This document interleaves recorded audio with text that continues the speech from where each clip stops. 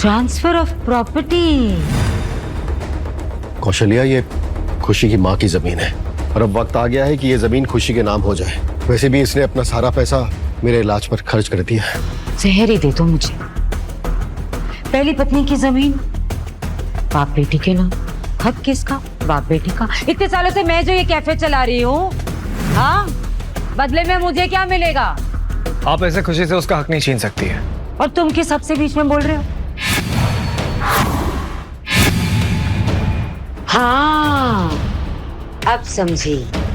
इस गूंगी को पहला फुसलाकर तुम इसकी जमीन हड़पना चाहते हो ना? पता है मुझे।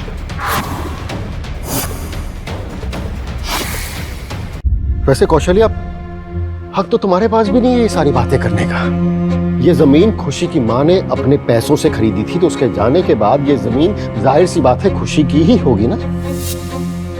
अगर रिश्ता सिर्फ खुशी का उसकी सगी माँ से ही है, तो इतने सालों से मैं जो इसे पाल रही हूँ, उसका मुझे क्या फायदा मिलेगा? मेरा मुंह मत खुलवाओ तो। पिछले 15 सालों में क्या 15 बार भी तुमने खुशी के माथे पर अपना हाथ रखा है प्यार से? अगर तुमने सच में उसे अपनी बेटी माना होता ना, तो ये जमीन उसके नाम ट्रांसफर हो रही ना, तुम्हें इससे एतराज नहीं होता। सच कहूं तो बहुत चिंता है अपनी बेटी की। मेरे जाने के बाद पता नहीं अकेली ना हो जाए। आखिर इस हालत में कौन इसे अपनाएगा? अरे आपके जाने के बाद क्या, जब इसे खुद अपना घर नहीं बसाना है तो आप क्यों मरे जा रहे हैं? 2 रिश्ते लाई थी मैं, ऐसे मना करती है जैसे खुद राजा महाराजा की बेटी हो। मना किया था ना इसने, है ना महारानी जी? छोटी माँ, पापा, आप लोग झगड़ा मत कीजिए। आप जिससे कहेंगे मैं उससे शादी कर लूंगी, बस आप लोग झगड़ा मत कीजिए। अच्छा, जिससे कहूंगी उससे कर लोगी शादी? इस भिखारी के साथ कर लोगी?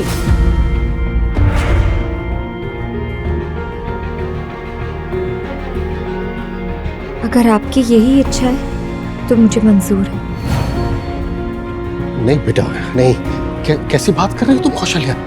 तुम अरमान की हालत जानती हो, वो खुशी का ख्याल नहीं रख पाएगा।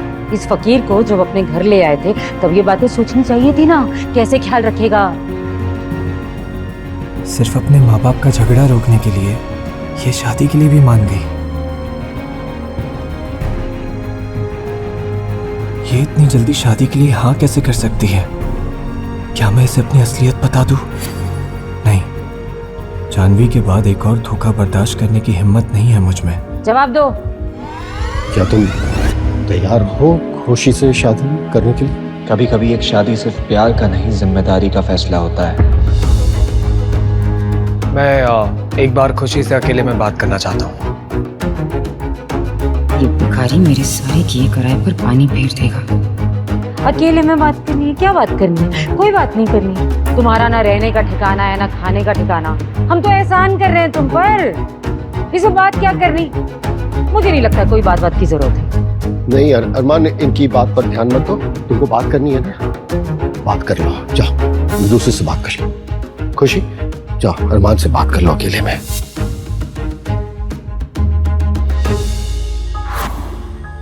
खुशी, तुमने कहीं शादी के लिए हाँ इसलिए तो नहीं कहा क्योंकि तुम अंकल आंटी के बीच में झगड़ा रुकवाना चाहती थी? नहीं नहीं अरमान, ऐसा नहीं है। शादी जिंदगी भर का कमिटमेंट है खुशी। और कमिटमेंट तो उसी इंसान से करनी चाहिए ना जो आपकी फिक्र करता हो, राइट? मैं बहुत सोच समझ कर ही फैसला ले रही हूँ अरमान। अरमान, याद है जब तुम पहली बार यहाँ आए थे तो छोटी माँ मुझे मारने आई थी और तुम बीच में आ गए थे। पापा के बाद तुम पहले इंसान हो जिसने मेरी परवाह की है। तुम्हारे पास पैसे भले ही कम हो पर तुम्हारा दिल बहुत बड़ा है। तो अगर तुम्हें भी लगता है कि मैं तुम्हारे लायक हूँ तो मैं तुमसे शादी करना चाहती हूँ। इरादा बदलेगा तो नहीं? इरादा कर लिया और प्यार भी। क्या? तुमसे कब प्यार हो गया मुझे पता ही नहीं चला अरमान, पर सच यही है, आई लव यू। तो फिर चलो, चल के सबको बताते कि हम शादी करने वाले हैं।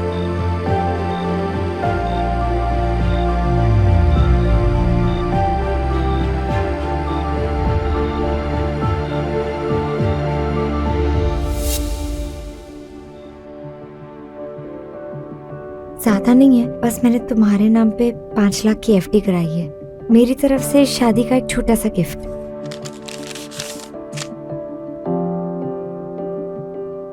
खुशी तुम ये देश का सबसे कंट्रोवर्शियल अरबपति अरमान मल्होत्रा महीनों से गायब है और पुलिस भी परेशान है।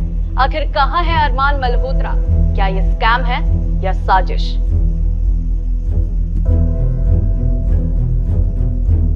अरमान, ये तुम हो ना? नहीं। पर फोटो तो तुम्हारी ही थी। अब खुशी, दुनिया में ना एक शक्ल के 7 लोग होते हैं। इतना ज्यादा अमीर होता, अरबपति होता तो मैं तुम्हें हनीमून के लिए न्यूयॉर्क या फिर लंदन नहीं लेकर जाता।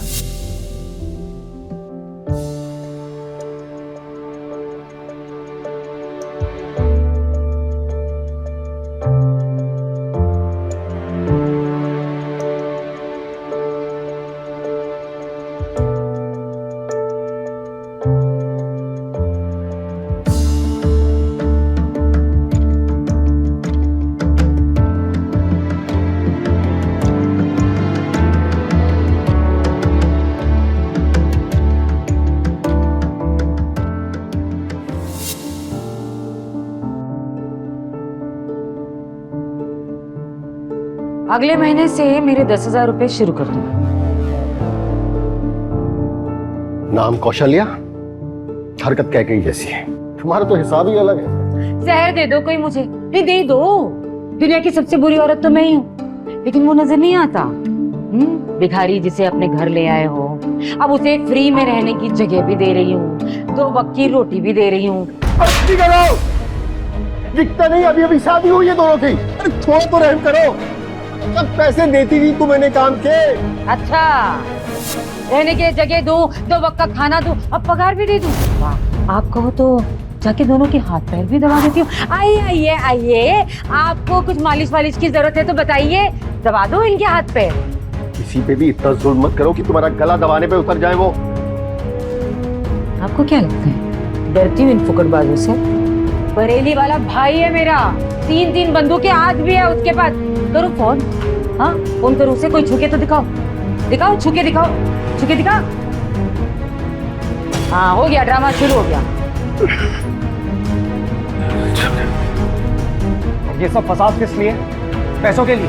मैं दूंगा आपको पैसे, लेकिन अपने मुंह से आप पापा या खुशी के बारे में कुछ नहीं कहेंगे। इतनी जल्दी मान गया? कैसे? इतनी जल्दी कैसे मान गया? पता है मुझे, किसी बड़े पैसे वाले के साथ कनेक्शन है तेरा। तुझे क्या लग रहा है? मुझे खबर नहीं है, ऋषभ को भी पैसे तूने ही दिए। ये पैसे कहाँ से आ रहे हैं ना, ये तो मैं पता लगा कर। कौशल्या, तुम्हारे दिल में जहर कम भरा है क्या, जो भले से लड़के पर शक कर रही हो? अगर इसके पास पैसे होते तो तुम्हारा बर्तन बांटता क्या? इसके पास कितने पैसे और कितने नहीं, इसका पता मैं लगा करूंगी। आप जाके बर्तन धोइए ना, आपको याद कर रहे हैं बर्तन, बहुत याद कर रहे हैं। चाहिए चाहिए, अगर चलो काम पर लगो तुम लोग भी, इनका खाना चाहिए सबको।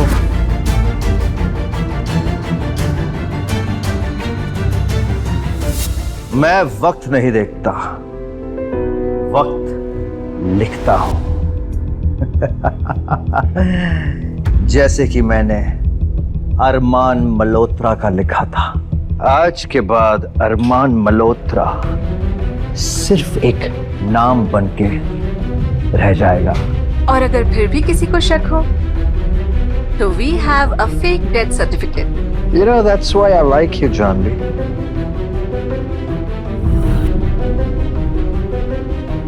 Congratulations. अब तुम ऑफिशियली बोर्ड ऑफ मेंबर्स का हिस्सा बन चुकी हो। सिर्फ काम का नहीं, तुम्हारी जिंदगी का हिस्सा बनना है मुझे। वो तो तुम हो अरमान, अब तुमको मुझसे कभी नहीं छीन सकता। बेचारा अब पूरी जिंदगी कोर्ट के चक्कर काटता रहेगा अपने आप को जिंदा साबित करने में। बेचारा अरमान, आई जस्ट होप कि प्यार में कभी किसी को ऐसा धोखा ना मिले। You never know.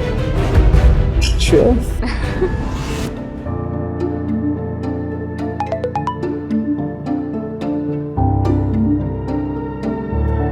ये नहीं हो सकता। इसका मतलब मेरे सालों की मेहनत, मेरी कंपनी सब अपने नाम करवा ली जानवी ने। क्या हुआ? सब ठीक तो है ना? मैंने देखा था आज तुमने ठीक से नाश्ता भी नहीं किया था। खुशी जूस लेकर आओ फ्रिज से। अरे रुक, फ्रिज में जूस फुकट खोरों के लिए नहीं है। क्या हो गया? 4 बर्तन मांझ के तेरी तबीयत खराब हो गई। एक तो ऐसे रहे जैसे करोड़ों का नुकसान हो गया हो तेरा। कौशल्य चुप हो जाओ, दिख नहीं रहा तबीयत खराब है इसकी। जब बेटा आराम कर लो थोड़ा, जाओ कमरे में ले जाओ इसे। मैं तुम्हारे लिए चाय लेकर आती हूँ, तुम अंदर जाओ। नहीं, मैं अपनी मेहनत की कमाई और अपने बाप दादाओं की दौलत ऐसी नीलाम नहीं होने दूंगा। सब कुछ वापस पाने के लिए मुझे सबके सामने आना ही होगा, और उसके बाद मैं खुशी को सारी सच्चाई भी बता दूंगा। अरमान, मुझे तुमसे कुछ कहना है। मैं प्रेग्नेंट हूँ। ऐसी और भी कहानियां सुनने के लिए डिस्क्रिप्शन में दी गई लिंक से डाउनलोड करें पॉकेट FM ऐप।